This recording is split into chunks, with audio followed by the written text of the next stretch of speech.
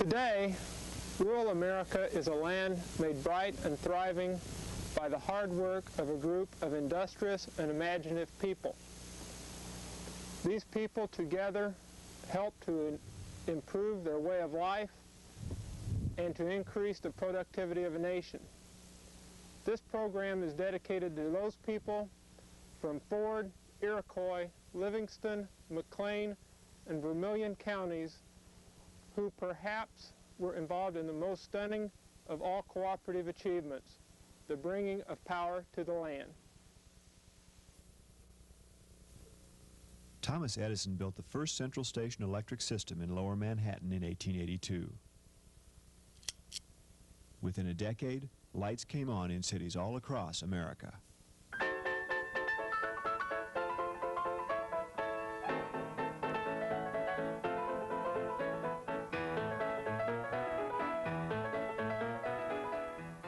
As time passed, investor-owned and municipal power companies came to serve most of the nation's cities and brought the miracle of electric energy to bear on even the most common of everyday tasks.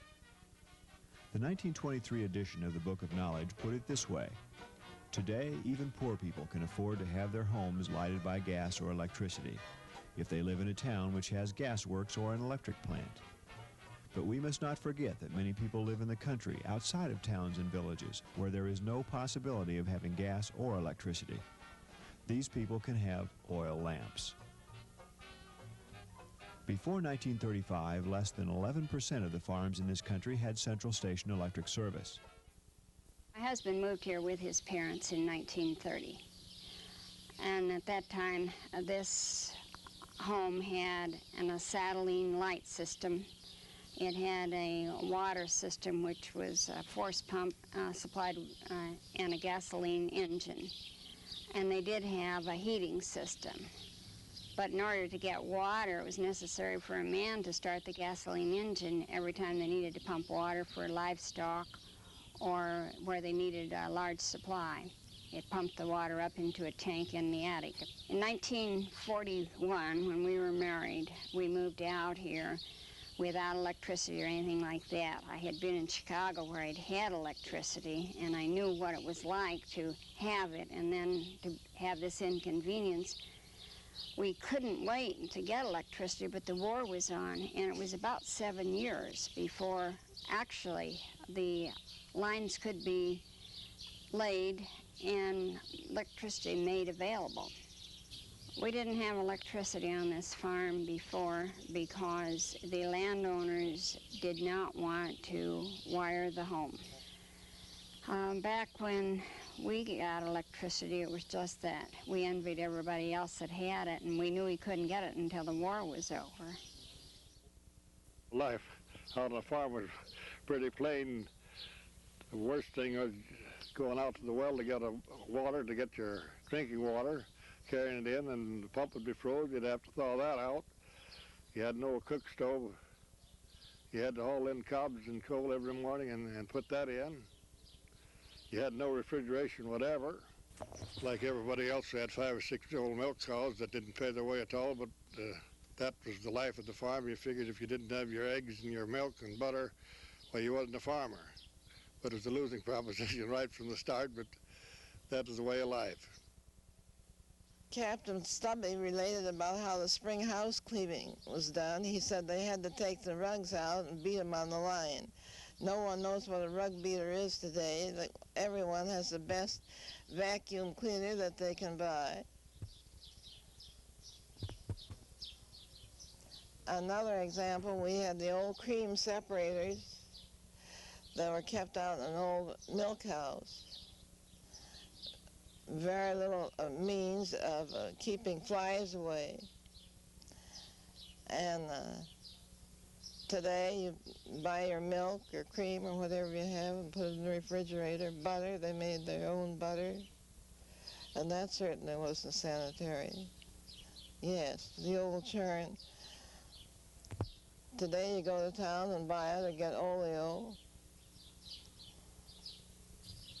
All you could do was in the summertime when it's so terrible hot like that, all you could do was have enough food just to run you a day or two, because especially in the form of meat, Yeah, but there too, what it spoiled it was no good at all. Your cream and milk was sour.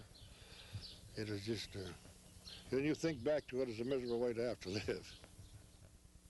The work was that we had to start a gasoline engine and run a generator every day and run it about a half hour to keep the batteries charged. And for that, we got electric lights and nothing else. Well, there simply was no way of getting electricity unless you happened to be located in a territory which was fairly close to a Central Illinois Public Service line, and there was 4 or 5 of you in a mile, you know, to get the electricity. Otherwise, it was just out of the question. My folks moved here in 1936, and we had no electricity, no service of any kind, no refrigeration. We used little ice, and I guess thinking back, the way I got my start as a mechanic was the fact that I could get Mom's gas wash machine going, and Dad wasn't too handy at this, and she could almost depend on me getting that gas engine underneath that wash machine going. And used to be that pumping up a tire was something that you had to take to town before the advent of electricity on the farm. My husband's folks lived here, and my folks lived over at the edge of Donovan over there, and we were kids in school. And we married in 1914, and I came out here in 1914, farmed with horses for I don't know how many years till we got tractors. And I was good at doing chores. I could go out and chores. We did our milking, and we worked together good, and we raised poultry, and we farmed, and he raised stock, livestock. And we was a pretty darn good pair, I think. That there was kind of hard. We was lucky enough to have the water close enough to the house that we could carry it in, but it was trying. And it was kind of hard to, you know, mostly in the wintertime. That was when it was the hardest to get your water in the house. And every time you get ready to do the dishes or something like that, the water bucket was always empty, and you had to go out in the cold and get another bucket of water. And the first year that we was married, I washed on the board for a year. And then you could get the washing machines. I know a washing machine you could set, and you could push it with your hands and with your feet. It was just a regular old-fashioned washing machine. And then from that we went into a Maytag, where they had the electric, it was just a motor on it, you know. You had to crank it, and they washed that way. Most rural Americans could not get electric service, and those that could paid from 9 to 40 cents per kilowatt hour, in addition to paying the full cost of having the distribution line run to their homes. Investor-owned electric utilities would not or could not extend lines into rural areas because they felt there was no profit in it. The rural areas of America were left in the dark. Sing me a song with social significance. All of the tunes are taboo. I want a ditty with heat in it. The answer to that early energy crisis came in May 1935, when the President, Franklin D. Roosevelt, issued Executive Order number 7037, which established the Rural Electrification Administration, or REA. REA was to act as banker for organizations willing to take over the task of getting electricity into rural homes. But by the end of 1935, it was apparent that commercial electric companies were not going to take advantage of REA loans to extend electric service to rural people. If there were to be lights in rural America, the farmer and other rural residents would have to do it for themselves. It was something, you know, it's something you read in the paper. They talk about the Rural Electric Act, you know. Well, it was just, you could read in the paper. It was hard for us to visualize that this is really going to be reality. We thought, well, it'll never become. And then Ernest Sass down here and some of the other neighbors and Dad, they were kind of progressive people here in the area. So they started forming this organization, and they'd meet in the grade schools, you know, and around here in the community. And then they decided the first thing they had to do was start to get membership. That was the first thing they had to do, is get so many memberships before they get rolling. And if I remember right, it started in the Farm Bureau office at the Watsika. But anyway, Dad would go out and travel around here, the neighbors, to get these memberships, and people turn him down. Oh, he was disgusted. But then when some of these people didn't sign the membership, and then when the poles were starting being strung and the lines started to be strung up, you know, man, they knew it was going to be reality. Boy, they wanted to get on the bandwagon. I'll never forget one guy just off the road a quarter mile. I don't know how many trips he made down here, asked Dad if he's going to get electricity. And Dad just let him sweat her out. He said, oh, God, he wouldn't get with us when we needed help. But they give him electricity anyway.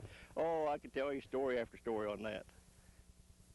Now, of course, before that time, it was the Livingston County Farm Bureau who appointed a group of people, 3 people, 2 others and myself, to act as a committee. And of course, we fairly shortly got in contact with the people from Ford and Iroquois, and I think some of it goes down into Champaign County. So I got acquainted with the people who probably also were selected by the local county farm bureau. At first, REA had a local field man. I don't know how many states he operated in, but I remember his name very well, because his name was George Lewis. And he was present at the time when we chose the name, and he kind of scolded me for not trying to choose the name Corn Belt. And I suggested, of course, the name Eastern Illinois Power Co-op. And of course, within a few months, the McLean County group took that name, Corn Belt. If I remember the thing right, they wanted 3 on a mile, and the minimum rate would be $3.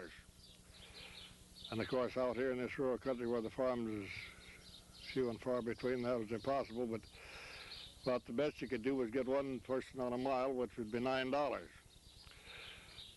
That sounds like a ridiculous small figure to the benefits you get out of it, but you got to realize that that was shortly after the Big Depression, and a lot of people figured they just could not have that kind of money.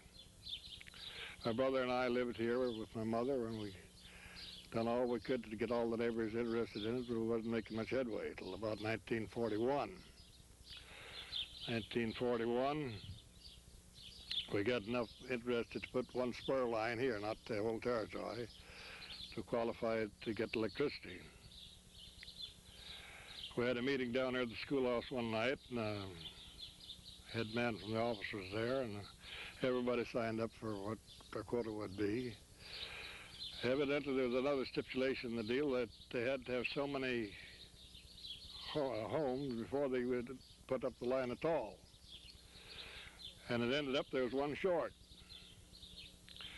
My father, that's when they had the country schools down here. My brother was president of the school board. He said, well, I'll take care of that. We'll put electricity in the schoolhouse.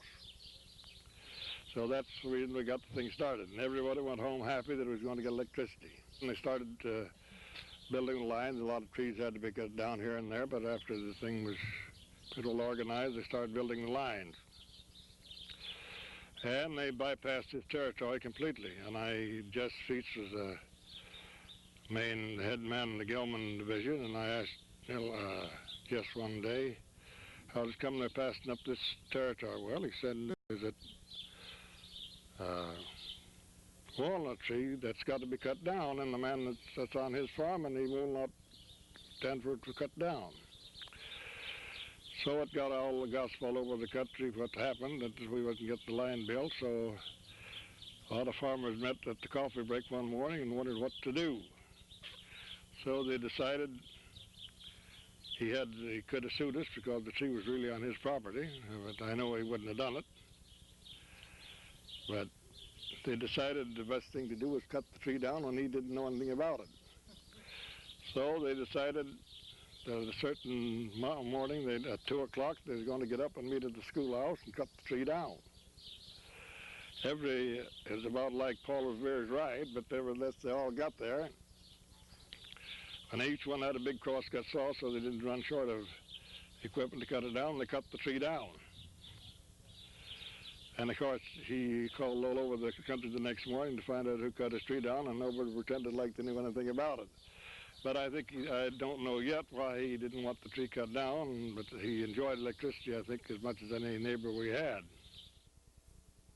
Well, I never really realized that we would ever have electricity out in the country. I just thought it was just useless to think that we would ever get it, you know, be that lucky.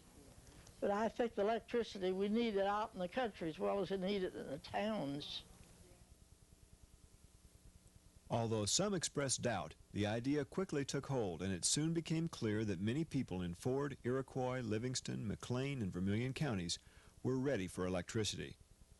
Groups from each of these counties joined together on April 14, 1937, in Watseka to go about the business of organizing the Eastern Illinois Power Cooperative. They said it could not be done. They scoffed at rural leaders for attempting the job.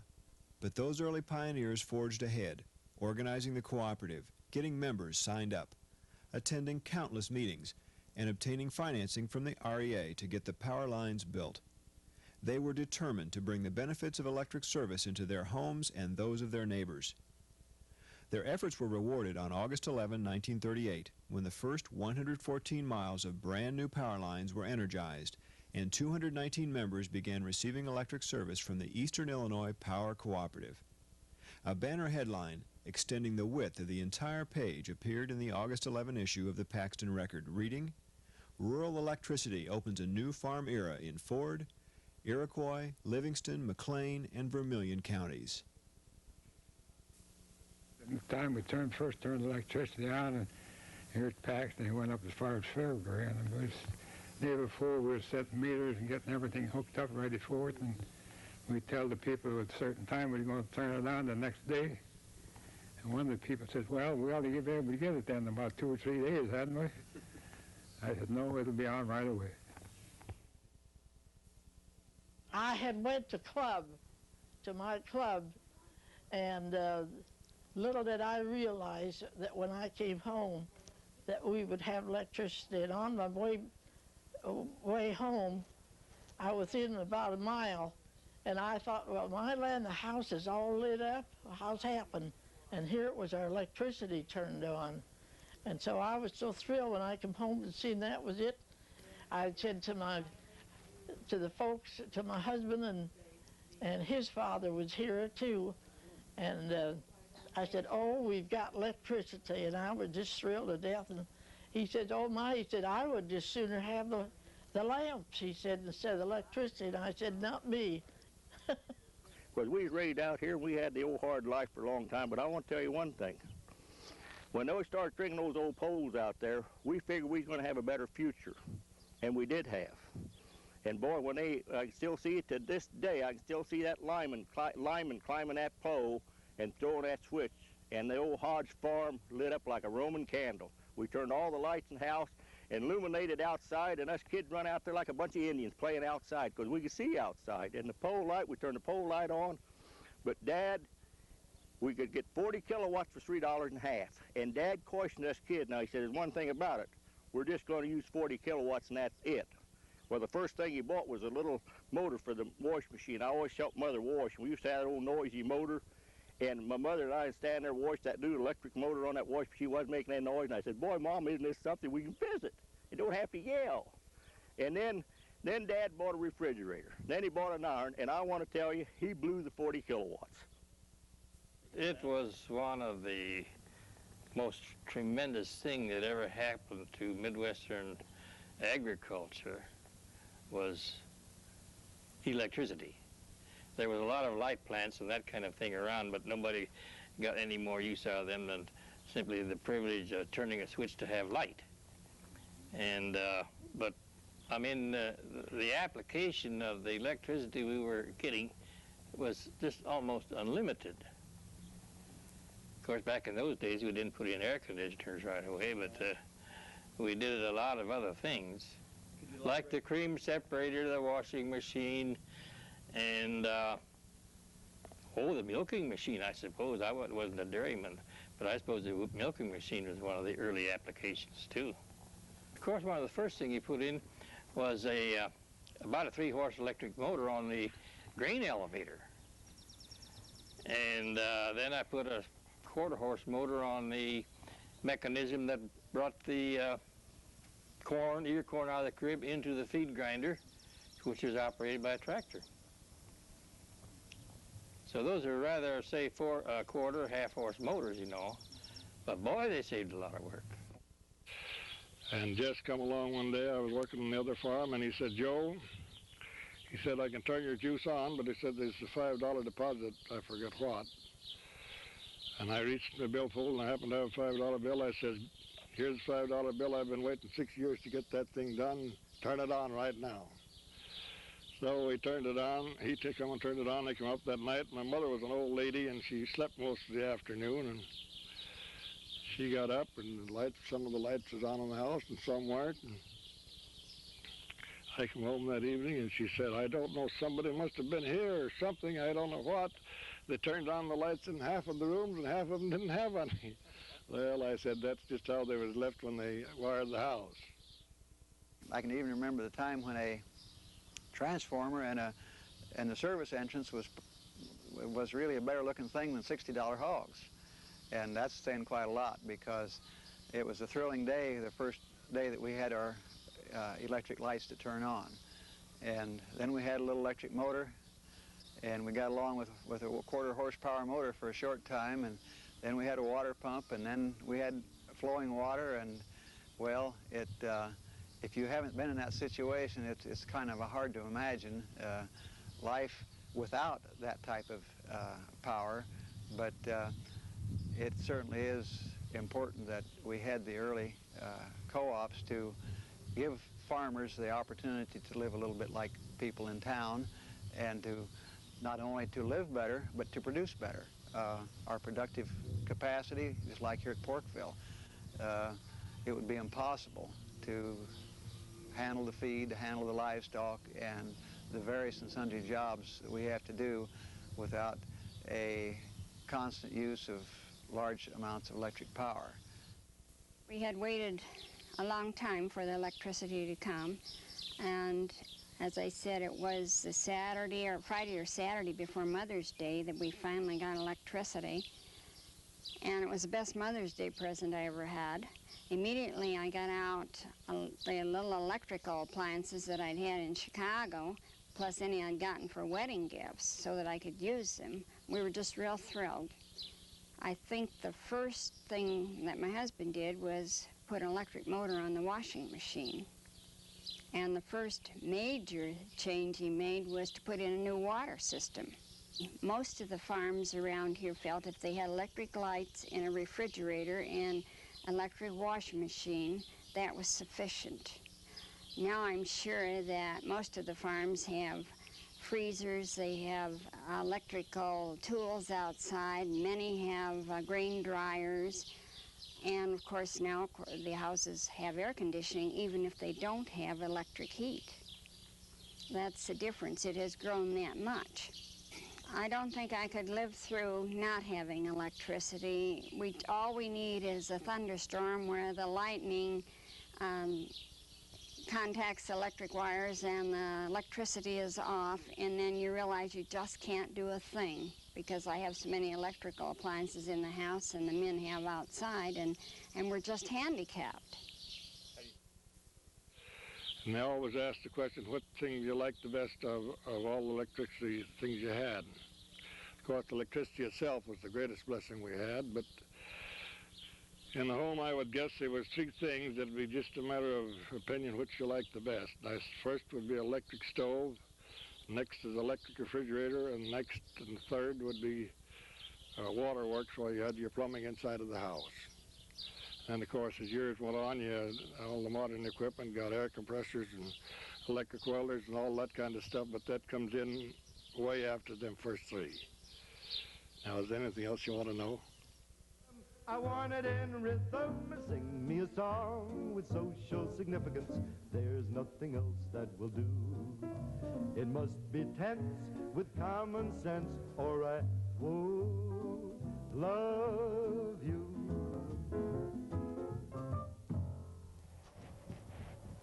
From these humble beginnings, your distribution cooperative has grown to nearly 3,000 miles of line, serving approximately 8,200 members. Eastern has always been dedicated to help develop the service area in which we serve and to change and adapt our services to meet your changing needs. All of our employees, whether it be in the office or in the field, are dedicated to providing you the best possible service at the most reasonable price.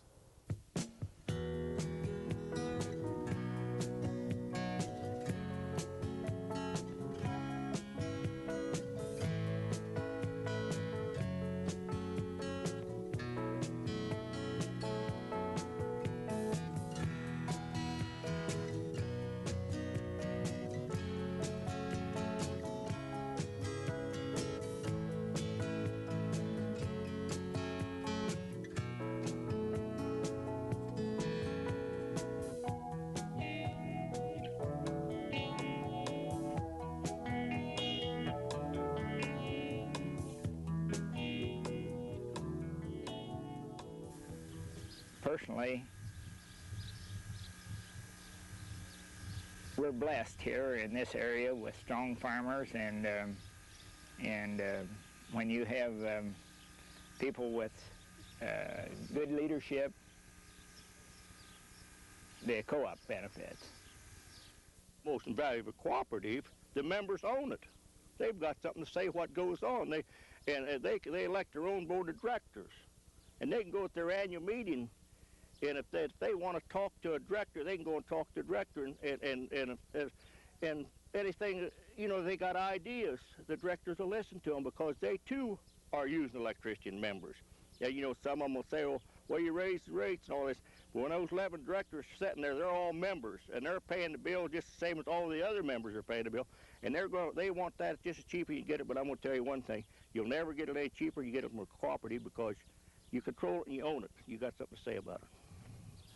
The use of power throughout the years, of course, has increased, and from grain drying to heat mats to, well, you name it. And the co-op is, I think, fairly substantially meeting the needs of today's people. I think that our boards of directors are taking an aggressive, business-like attitude towards selling electricity, keeping the current users in the use of electricity, and in adjusting the rates so that a maximum amount of use can be made of electricity. Today our problems are not a bit different than they were back in the 30s or early 40s when lines was put in.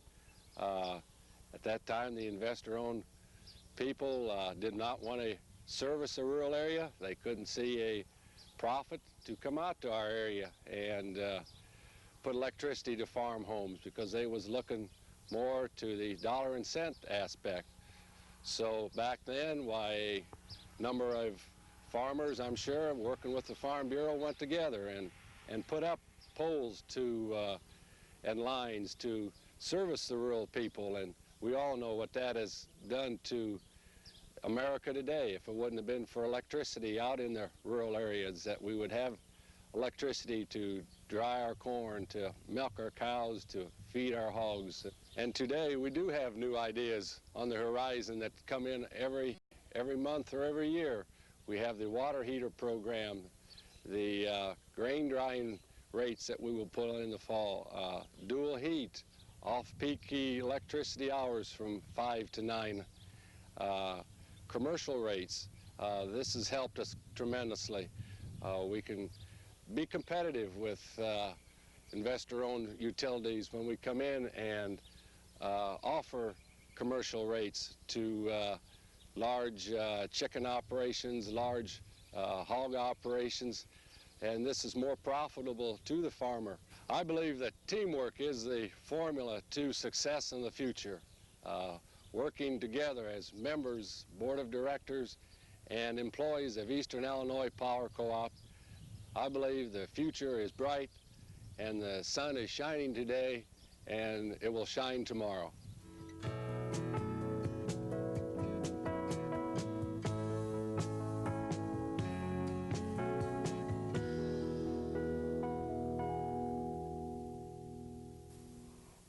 Many things have changed since that day in April 50 years ago when your new electric cooperative came into existence.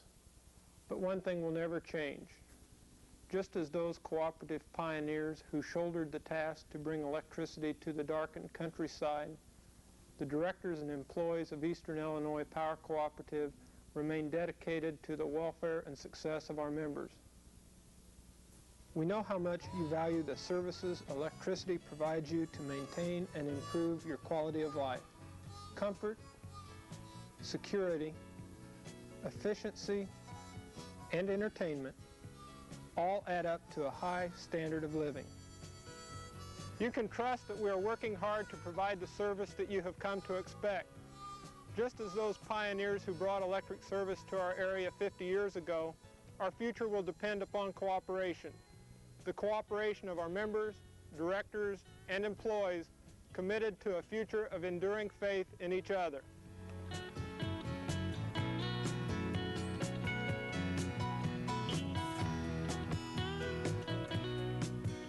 We would like to thank those members of Eastern Illinois Power Cooperative who shared with us their thoughts and memories of the early years of their cooperative. Nelda Dietz of Piper City, Russ Perkinson of Thawville, Joe Mayer and his sister Margaret of Gilman, Henry Thornton of Potomac, Martha Askew and her daughter Rosetta Barnett of Donovan, John Roth of Fairbury, Tony Barbier, retired line superintendent, former director and president of the EIPC Board of Directors, Jack Hodge,